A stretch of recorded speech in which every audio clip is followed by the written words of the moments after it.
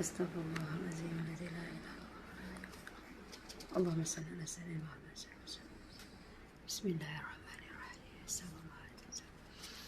Wala hawla wala quwwata illa billahil aliyyil azim. Bismillahirrahmanirrahim. Astaghfirullahaladzim. La ilaha illallah wa hayyul qayyum wa atubu ilaih. Astaghfirullahaladzim. Alladzi la ilaha illallah wa hayyul qayyum. Astaghfirullahaladzim. La ilaha illallah wa hayyul qayyum. ولا حول ولا قوة إلا بالله العلي العظيم ولا حول ولا قوة إلا بالله العلي العظيم أعوذ بالله من الشيطان الرجيم بسم الله الرحمن الرحيم Assalamualaikum warahmatullahi wabarakatuh. Salam Jumaat penuh barakah di pagi-pagi ini, pagi Jumaat. Alhamdulillah kita dapat bersama lagi di hari ini. InsyaAllah syukur dengan nikmat Allah Subhanahu Wa Taala, dengan pagi ini dengan dilimpahi rahmat yang tak terucap syukurnya kita kepada Allah. Nafas yang diberi, masih lagi Allah pinjamkan nafas kepada kita, masih lagi kita boleh teruskan kehidupan terus dan melakukan ketaatan kepada Allah Subhanahu Wa Taala, dan memohon taubat kepada Allah Subhanahu Wa Taala dalam mencari keridaan Allah Subhanahu Wa Taala. Syukur dengan rahmat Allah yang diberi hari ini. Jarang Umi live waktu pagi. Hari ini tersaut cabaran sikit. Sebab apa? Umi nak cerita tentang macam mana kisah iblis bertemu dengan Rasulullah sallallahu alaihi wasallam. Satu benda yang kita boleh ambil iktibar daripada ni, kita boleh kita tahu kadang-kadang kalau ada musuh, tapi kalau kita tak tahu taktik musuh, kadang-kadang kita mudah terperdaya. Itulah iblis adalah musuh kita, musuh orang Islam. Iblis laknatullah, di mana musuh Allah. Jadi kita kena dengar macam mana cerita di mana iblis bertemu dengan Rasulullah. Waalaikumsalam warahmatullahi muhibbin Maimunah, insyaAllah. So kita sama-sama dengar dari Muaz bin Jabal radhiyallahu anhu, daripada Ibnu Abbas radhiyallahu anhu, ketika kami sedang bersama Rasulullah sallallahu alaihi wasallam di kediaman seorang sahabat Ansar, tiba-tiba terdengar panggilan dari luar rumah. Masa tu Nabi tengah dengan sahabat-sahabat ni dengan orang Ansar, tiba-tiba terdengar panggilan dari luar rumah, bahawa wahai penghuni rumah, bolehkah aku masuk sebab kamu akan memerlukan aku. Tiba-tiba mereka dengar tu. Rasulullah SAW yang bersabda, yang bermaksud, tahukah kamu siapa yang memanggil itu?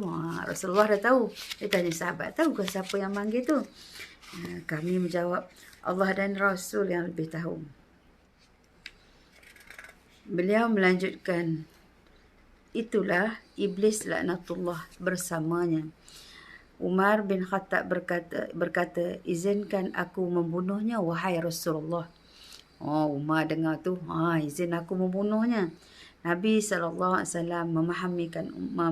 menahannya. Sabar wahai Umar, bukankah kamu tahu bahawa Allah memberinya kesempatan hingga hari kiamat? Lebih baik bukakan pintu untuknya, sebab dia telah diperintahkan untuk ini. Fahamilah apa yang hendak dikatakan dan dengarkanlah baik-baik. Ibnu Abbas radhiyallahu anhu berkata, pintu pun dibuka. Ternyata dia seperti seorang tua yang cacat satu mata. Di janggutnya terdapat 7 helai rambut. 7 helai rambut seperti rambut kuda. Taringnya terlihat seperti taring babi. Bibirnya seperti bibir lembu. Allahu Akbar. Masya Allah.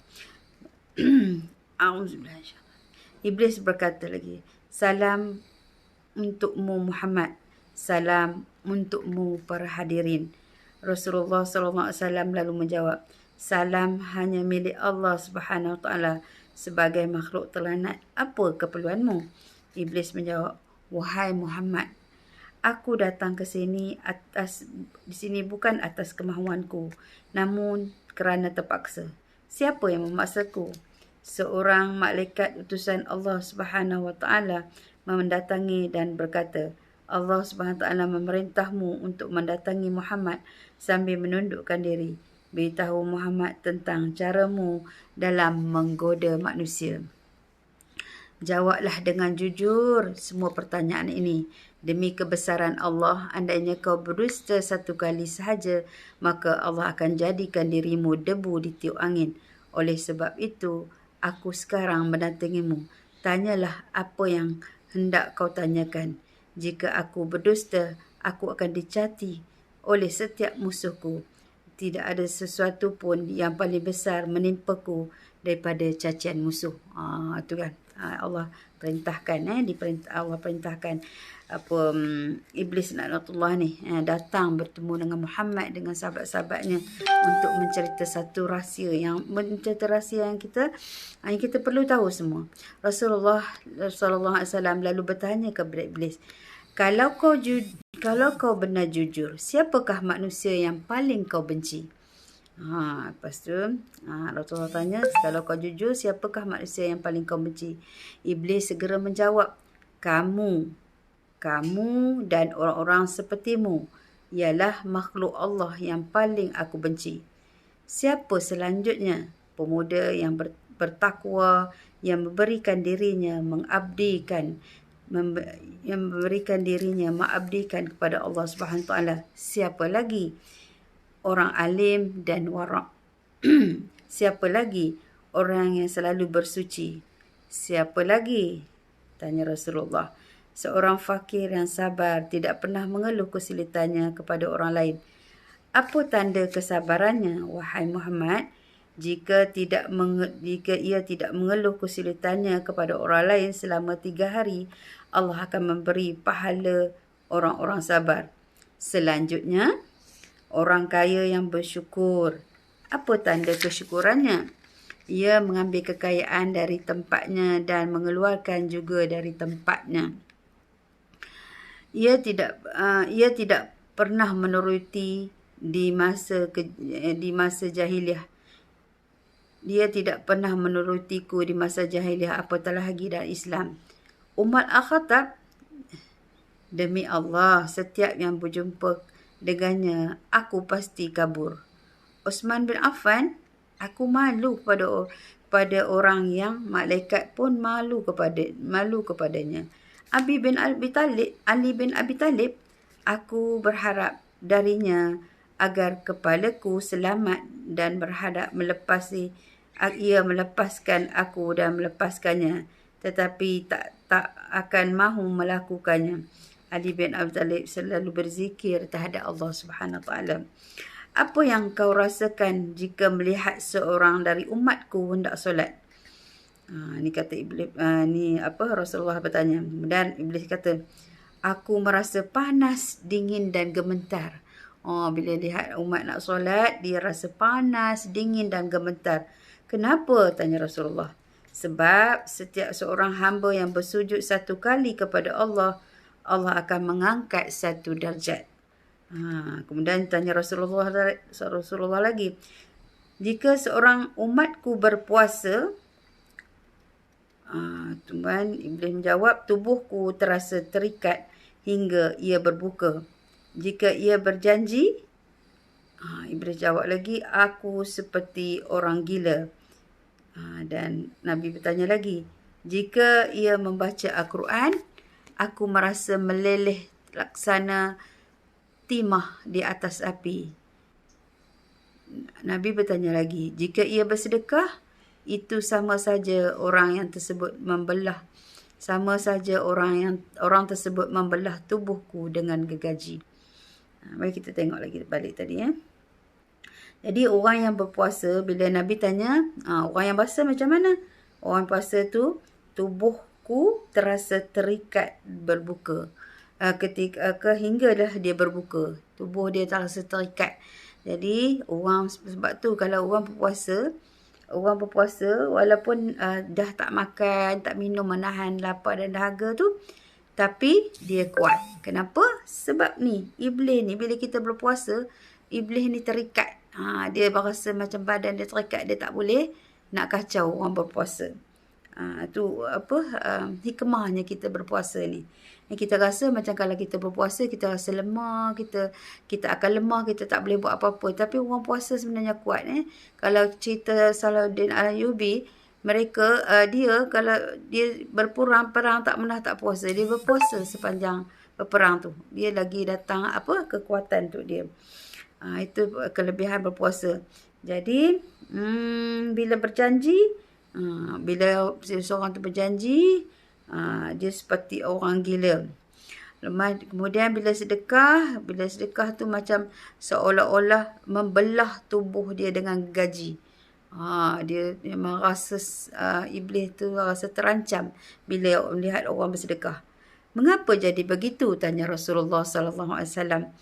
Sebab dalam sedekah ada 4 keuntungan baginya, iaitu keberkatan dalam hartanya, hidupnya disukai, sedekah itu kelak akan menjadi hijab antara dirinya dengan api neraka, segala macam musibah akan terhalau darinya. Kemudian Rasulullah tanya lagi, apa yang dapat mematahkan pinggangmu? Kemudian suara kuda perang, jawab iblis, suara kuda perang di jalan Allah.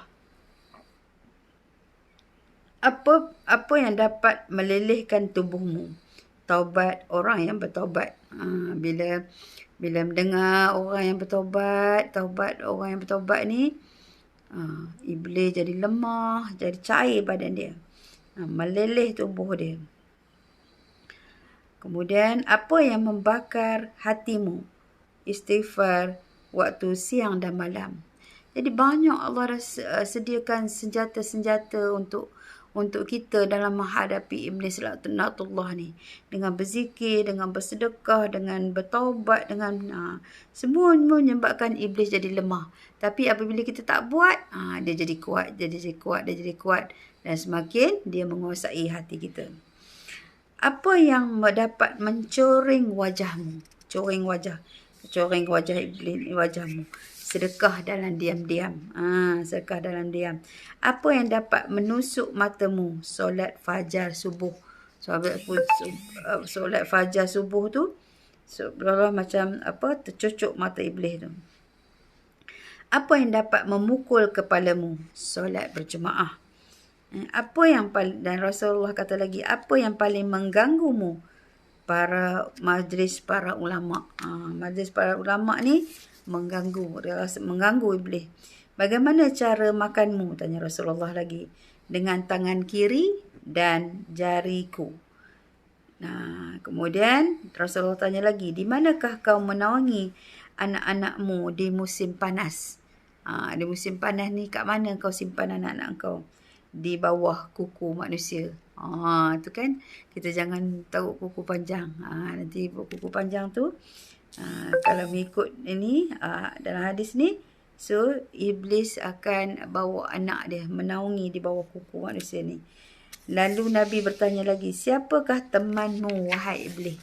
Siapakah temanmu wahai iblis? Dia kata, pemakan riba. Makan riba tu jadi teman iblis. Kalau tak nak jadi teman iblis, jangan makan riba. Siapa sahabatmu? Penzina. Tu dia. Kalau penzina, okey, kita menghampiri zina pun tak boleh.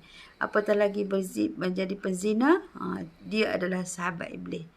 Jadi hari ini kita nak masuk syurga Allah Subhanahu Wa Taala, kita nak capai redha Allah Subhanahu Wa Taala, kita nak masuk syurga Allah. Boleh tak kalau kita ikut macam ni? Jadi tentu tak boleh. Jadi kita kena berusaha kalau duduk cari jalan elakkan daripada perbuatan zina. Siapa teman dirimu? Ialah pemabuk. Rasulullah tanya lagi, siapa tetamumu? Pencuri. Dan Rasulullah tanya lagi, siapa utusanmu? Tukang sihir. Tukang sihir tu utusan dia lah, utusan iblis. Jadi dia menyampaikan dia punya hasrat dia, hasrat iblis ni. Tu tukang sihir yang menyampaikan. Apa yang membuatkanmu gembira? Apa satu yang buatmu gembira? bersumpah dengan cerai. Allahu Akbar. So bersumpah dan cerai ni buat iblis jadi gembira. Siapa kekasihmu? Tanya Rasulullah lagi. Orang yang meninggalkan solat Jumaat. Soalnya siapa manusia yang paling membahagiakanmu? Siapa manusia yang paling membahagiakanmu? Tanya Rasulullah. Orang yang meninggalkan solatnya dengan sengaja. Bila kita tinggalkan solat dengan sengaja, rasa iblis tu akan ya Allah rasa bahagia. Dia akan rasa bahagia sebab dia dah percaya. Rasulullah SAW bersabda yang bermaksud segala puji bagi Allah yang telah membahagiakan umatku dan menyengsarakanmu. Iblis segera menepali. Tidak. Tak akan kebahagiaan selama aku hidup hingga akhir. Bagaimana aku boleh bahagia dengan umatmu sementara aku boleh masuk ke dalam aliran darah mereka dan mereka tidak boleh melihatku. Demi yang menciptakan diriku dan memberiku kesempatan hingga hari akhir, aku akan menyesatkan mereka semua. Baik yang bodoh, yang pintar, yang boleh membaca, tak boleh membaca, yang durjana, yang soleh, kecuali hamba Allah yang ikhlas. Itu dah. Dan Rasulullah tanya lagi, siapa orang ikhlas mengikut menurutmu? Tidakkah kau tahu, wahai Muhammad, bahawa barang siapa yang menyukai emas, perak, itu bukan orang yang ikhlas. Jika kau lihat seseorang yang tidak menyukai dinar dan dirham, tidak suka pujian dan sanjungan, aku boleh memastikan bahawa ia orang-orang yang ikhlas. Maka aku meninggalkannya. Selama seorang hamba masih menyukai harta, sanjungan dan hatinya selalu terikat dengan kesenangan dunia, ia sangat patuh padaku. Allahu Akbar. Mudah-mudahan jadi pengajaran bagi kita. Tahukah kamu Muhammad bahawa aku mempunyai 70,000 anak. Iblis punya 70,000 anak. Dan setiap anak memiliki 70,000 syaitan. Allahu Akbar. A'udzubillah minasyaitanirrajim. Sebahagian yang aku tugaskan untuk mengganggu ulama. Sebahagian lagi aku untuk mengganggu anak-anak muda. Sebahagian lagi untuk mengganggu orang-orang tua. Sebahagian lagi untuk mengganggu wanita-wanita tua. Sebahagian lagi anak-anak aku juga kutugaskan kepada para zahid. Aku punya anak yang suka mengincingi telinga manusia hingga ia tidur pada solat jemaah. Bila solat jemaah ni dia main dekat telinga. Tanpanya manusia tidak akan mengantuk pada waktu solat berjemaah. Jadi aku punya anak yang suka menaburkan sesuatu di mata orang yang sedang mendengar ceramah ulama hingga mereka tertidur dan pahalanya terhapus. Bila dengar ceramah aja, dia mari dekat mata, dia bagi hantar anak iblis ni datang kat mata, kacau dekat mata tu hingga waktu tertidur waktu ceramah hingga hapus dosa pahala habis. Pahala habis sebab tidur dalam waktu majlis. Aku punya anak yang senang berada di lidah manusia. Allahu Akbar. Jika seseorang melakukan kebajikan lalu khabarkan kepada manusia, maka 99 pahalanya akan terhapus. Pada setiap seorang wanita berjalan, anakku dan syaitan duduk di pinggul pahanya lalu menghiasinya agar setiap orang memandangnya. Syaitan itu berkata, keluarkan tanganmu. Lalu ia mengeluarkan tangannya, lalu syaitan pun menghiasi kukunya. Allahu Akbar. Mereka anak-anak selalu menyusup dan berubah dari satu tempat ke satu tempat lain, dari satu pintu ke satu pintu yang lain untuk menggoda manusia hingga mereka terhempas dari keikhlasan mereka. Allahu Akbar. Nauzubillah. Akhirnya mereka menyembah Allah tanpa ikhlas, namun mereka tidak merasa. Tahukah kamu Muhammad bahawa ada rahib yang beribadat kepada Allah selama 70 tahun. Setiap orang sakit didoakan olehnya sembuh seketika. Aku terus menggodanya hingga ia berzina, membunuh dan kufur. Tahukah kau Muhammad, dusta berasal daripada diriku. Akulah yang makhluk yang pertama berdusta. Pendusta ialah sahabatku. Siapakah bersumpah? Barang siapa yang bersumpah dengan berdusta, ia kekasihku. Allahu Akbar. Tahukah kamu Muhammad, aku bersumpah kepada Adam dan Hawa dengan nama Allah bahawa aku benar-benar menasihatnya. Sumpah dusta adalah kegemaranku. Ghibah ni, yakni gosip, dan namimah, iaitu adu domba, kesenanganku. Kesaksian palsu, kegembiraanku. Orang yang bersumpah untuk menceraikan isterinya di atas pinggir dosa, walaupun hanya sekali, walaupun ia benar. Sebab barang siapa yang membiasakan dengan kata-kata cerai, isterinya menjadi haram baginya. Kemudian ia akan beranak cucu hingga hari kiamat. Jadi semua anak-anak zina, dan ia masuk neraka hanya kerana kalimat cerai. Jangan mudah-mudah Wahai Muhammad, umatmu ada yang suka lalai dalam semasa solat. Setiap ia duduk berdiri dalam solat, aku bisikkan pada waktu masih lama kamu masih sibuk. Lalu ia menunda hingga melaksanakan solat di luar waktu, maka solat itu dibukulkan ke mukanya. Memang kalau nak solat ni macam tak apalah, tangguh lagi, biarlah siapkan kerja dulu. Yang tu bila kita itu semua tu kerja iblis lah, kerja iblis yang menghasut si lalai sampai kan habis waktu. Jika ia berhasil mengalahkanku, aku biarkan ia solat. Namun aku bisikkan ke telinganya, lihat kiri, lihat kanan. Tu yang sembahyang tengok kiri, tengok kanan. Dia pun menoleh. Pada masa itu aku usap dengan tanganku dan ku cium keningnya, serta aku katakan, solatmu tidak sah. Mula jadi wah-wah pula.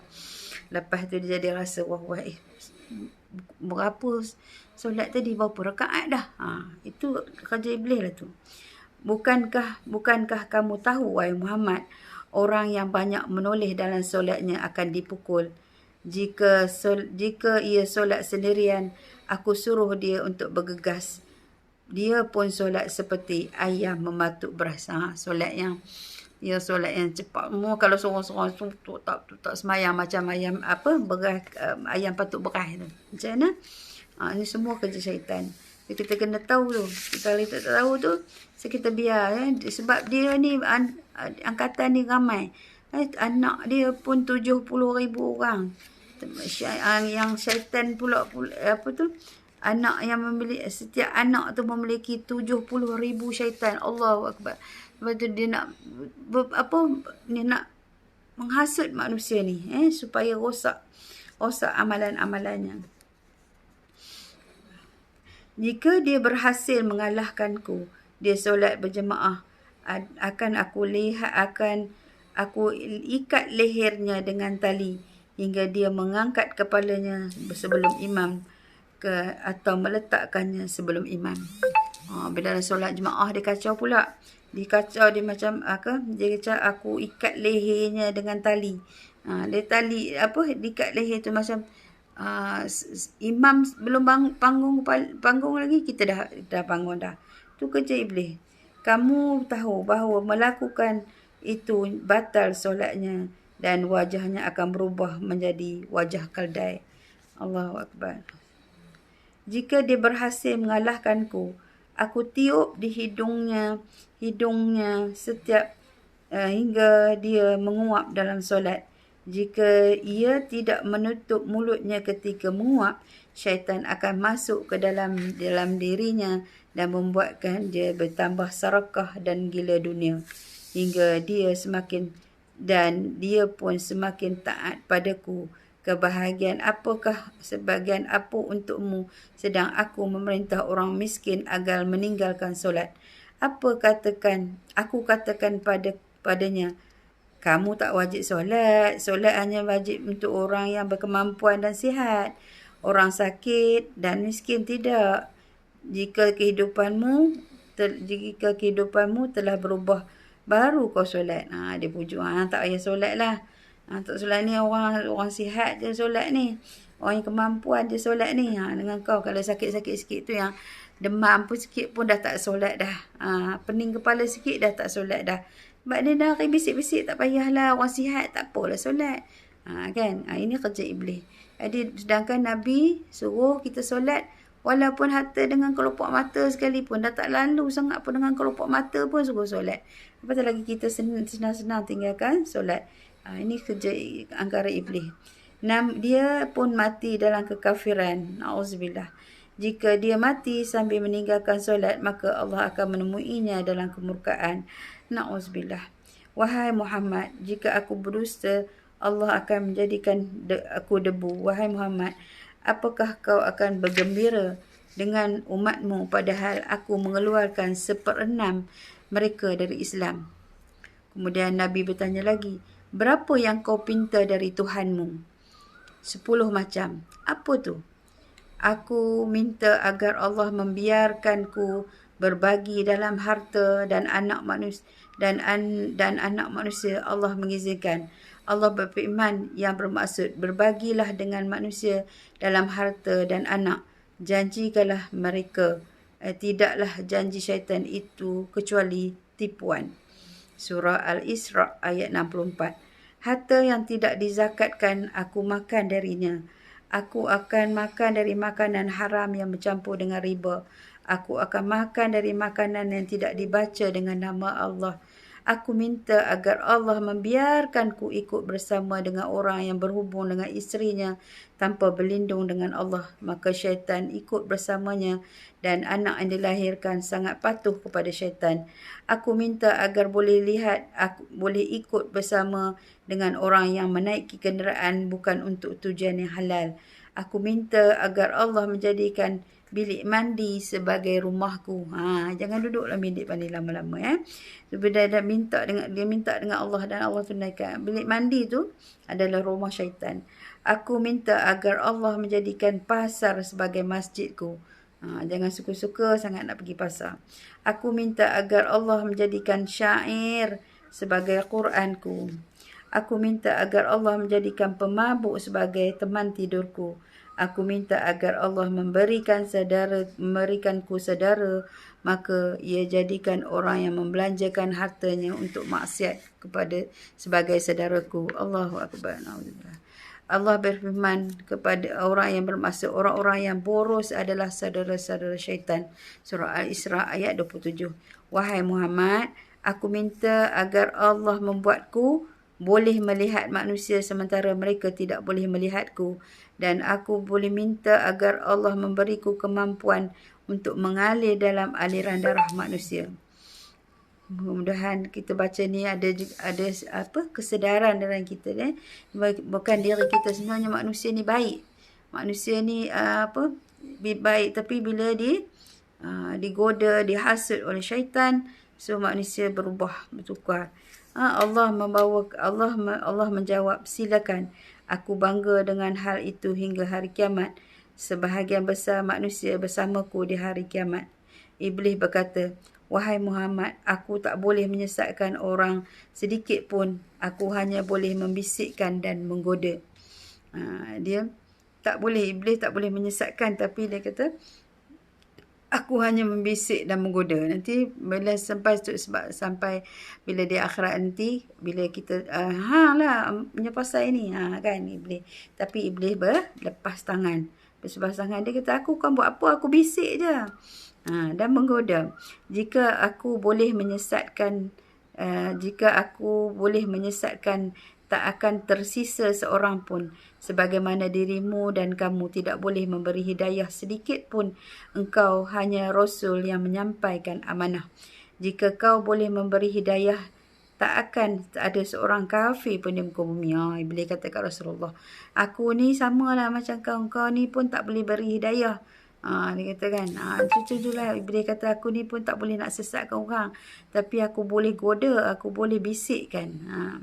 Dia kata kat engkau ni kalau, dia kata kat Muhammad, Iblis kata kat Muhammad, engkau ni kalau boleh beri hidayah, aku percaya, dia kata. Engkau akan menyampaikan apa, engkau akan ni, seorang pun kau tak akan biarkan dalam kesesatan ni. Jika aku kau hanya boleh menjadi penyebab untuk orang yang telah ditentukan sengsara. Orang yang bahagia ialah orang yang telah ditulis bahagia sejak di perut ibunya. Orang yang sengsara adalah orang yang ditulis sengsara semenjak dalam kandungan ibunya. Rasulullah SAW lalu membaca ayat, mereka akan terus berselisih kecuali orang yang dirahmati oleh Allah Subhanahu Taala. Surah Hud ayat 119. Juga membaca sungguhnya ketentuan Allah pasti berlaku. Surah Al-Ahzab ayat 38. Iblis lalu berkata, wahai Rasul Allah, takdir telah ditentukan dan pena takdir telah kering. Maha suci Allah yang menjadikanmu pemimpin para nabi dan rasul, pemimpin penduduk syurga, yang telah menjadikan aku pemimpin makhluk-makhluk celaka dan pemimpin penduduk neraka. Aku secelaka yang terusir ini, yang akhirnya aku ingin sampaikan kepadamu dan aku tak berbohong. Itulah cerita Nabi bila datang jumpa dengan Rasulullah SAW, memberitahu rahsia macam mana dia datang menghasut dan menggoda manusia berbagai-bagai cara. Mudah-mudahan apa yang membaca hari ini memang rasa, ya Allah, takutnya kan. Mudah-mudahan kita terlindung daripada iblis laknatullah ni. Selalulah baca a'udzubillahi minasyaitonirrajim. Mudah-mudahan kita dilindung daripada syaitan yang kena rejam ni. Jadi kita memang cuba kita jagalah. Kita tak nampak iblis tu, tapi sedangkan dia nampak kita. Dia dah minta dengan Allah, dia nampak kita. Kalau kita nampak dia lagi tak tahu macam mana kan. Jadi kita tak nampak dia. Cuma hari ni apa yang mampu kita, sebab kita selagi kita ikhlas, jadi orang yang ikhlas, syaitan tak boleh kacau. Jadi nak buat sesuatu perkara tu, kita kena belajar untuk berikhlas diri. Walaupun peringkat mula mungkin ada tidak keikhlasan tu, tapi kita belajar kita buat benar-benarnya kerana Allah Subhanahu Wa Taala. Iblis ni memang dia akan datang bila kita buat sesuatu amalan, nampak kau dah nampak okey sangat dah sekarang ni kan. Kalau dulu kau macam ni kan, nampak dia datang, dia makan riak, rasa bangga, habis. Sebab tu ikhlas tak ada. Tapi jangan kata aku tak nak buat lah, aku tak nak buat amalan lah, nanti aku tak ikhlas, aku tak dapat apa pun, aku tak ikhlas. Tapi daripada mula kita buat. Sebab kita kena belajar. Bila kita dah tahu tentang hasutan iblis ni, yang mana iblis ni dia ada 70,000 anak. Daripada 70,000 anak tu, seorang tu ada 70,000. Tenteranya sangat ramai untuk datang. Tu kata, kalau yang biasa-biasa, dia akan datang yang biasa-biasa tu. Kalau yang kuat sikit beribadah tu, dia hantar yang pertengahan. Sampai yang kuat lagi, yang alim lagi, dia datang yang general. Itu sebabnya kadang-kadang ujian tu tak sama. Jadi siapa yang nak boleh tolong kita melainkan Allah. Waalaikumsalam Radin. Waalaikumsalam Sakinurus Sakinah. Mudah-mudahan kita terpelihara daripada syaitan laknatullah ni, yang sentiasa datang dari belah kanan datang, belah kiri datang, depan belakang, atas bawah ni semua datang untuk menghasut. Jadi kita kena buat satu perkara tu berikhlas dengan Allah Subhanahu Taala. Satu, peganglah kita dengan Al-Quran. Sebab bila baca Quran tu cair dia. Jadi kita pegang dengan Al-Quran, kita baca sehari mesti baca Al-Quran. jangan tak baca. Kan? Walaupun satu ayat kata di Ustaz Zainal. Baca. Baca Quran. Baca Quran tu menguatkan hati kita. Dan kita, kalau hari ni kita biar hati tu terutama, jangan biar hati tu kosong.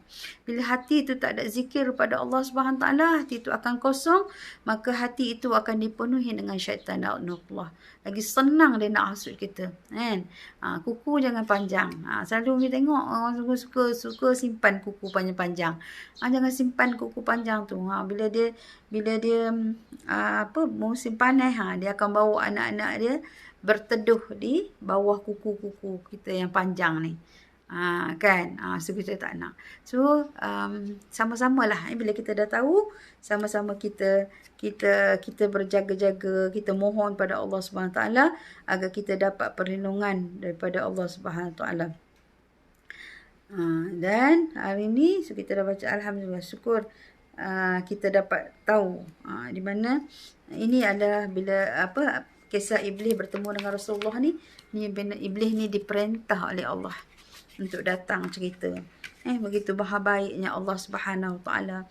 Di mana didatangi, dia perintah ni, Allah perintah Iblis ni daripada malaikat ni yang datang cakap dekat Iblis ni, suruh berterus terang dengan Nabi. Memang kalau dia penipu, Iblis ni memang kaki penipu. Tapi kalau penipu ni, Allah kata Allah akan hancur dia jadi debu. Lepas tu dia tak menipu. Ini cerita benar dan kita kena yakin dan percaya dengan hadis ni supaya kita berhati-hatilah. Kita jangan biar kita dalam hasutan syaitan. Kadang-kadang kita rasa diri kita yang rasa nak buat yang bukan-bukan tu, ingat ke diri kita sebenarnya kita dah dihasut oleh Iblis. Tambah lagi bila dia duduk dalam aliran darah kita ni, jasa nak menghasut. Cuba tak percaya tengok bulan puasa. Bulan puasa, kenapa manusia kita boleh jadi baik? Manusia dalam bulan puasa lain kan? Kalau sifat dengki tak ada, berkasih sayang je banyak. Ada sikit je yang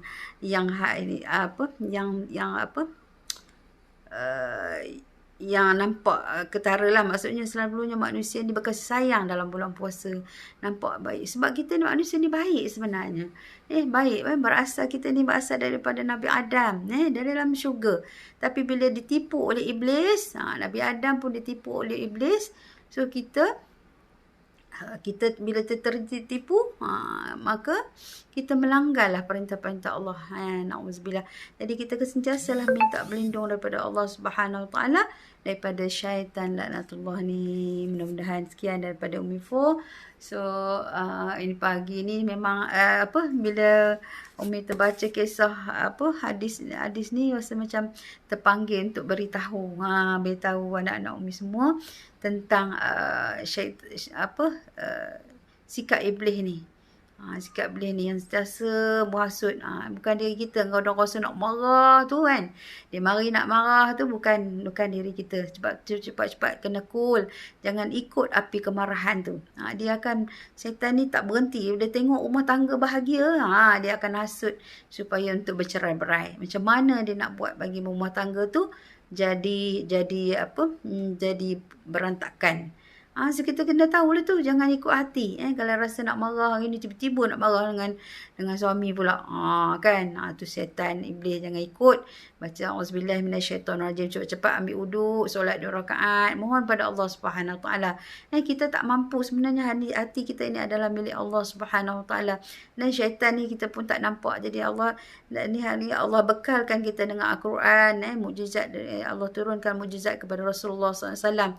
Kalau kita tinggal, berarti kita mudahlah jadi dihasut oleh syaitan laknatullah ni. Mudah-mudahan sembang Umi hari ni kita sama-samalah perbanyakkan zikir kita pada Allah SWT, mohon perlindungan daripada Allah SWT, beramal dengan Al-Quran sepenuh hati, insya-Allah.